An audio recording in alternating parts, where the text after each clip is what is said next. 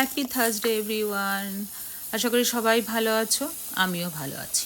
তা আমি আবার একটা নতুন রেসিপি নিয়ে এলাম, ক্যাসিডোলিয়া। সো এটা মানে আমি আমার মতন করে করেছি, এক একজন এক এক রকমভাবে করে। আমি আগে অনিয়ন আর মটরশুঁটি, তারপরে একটু টমেটো আগেই ভেজে নিয়েছিলাম, তারপরে আমি ওই গ্রাউন্ড চিকেনের সাথে এটাকে আমি মিশিয়ে দিয়েছি, দিয়ে ভালো করে একটুখানি ফ্রাই করে নিয়েছি যতক্ষণ চিকেনটা না হয়। আর এটা তো খুব তাড়াতাড়ি, গ্রাউন্ড চিকেন তো খুব ইজিলি হয়ে যায়।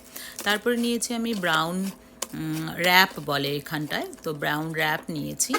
এর মধ্যে তুমি বাটার দিতে পারো, আমি আজকে বাটার দিইনি কারণ ওপরে দিয়েছি যেহেতু চিজ দিয়েছি।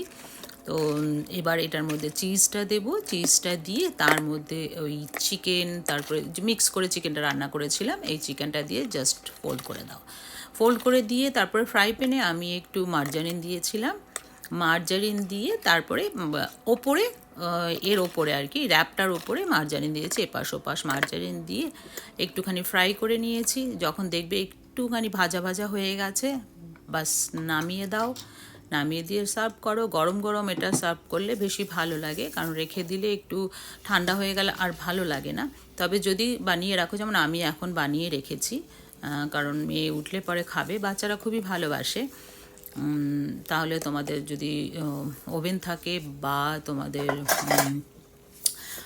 কোনো কিছু ছোট ওভেন থাকে বা মাইক্রোওয়েভে দিলে একটু শক্ত হয়ে যায়, বাট ওভেনে একটুখানি যদি গরম করে নাও তাহলে খেতে খুব টেস্টি হয়। এটাই ছিল আজকের রেসিপি। আশা করি তোমাদের ভালো লেগেছে। তো ট্রাই করে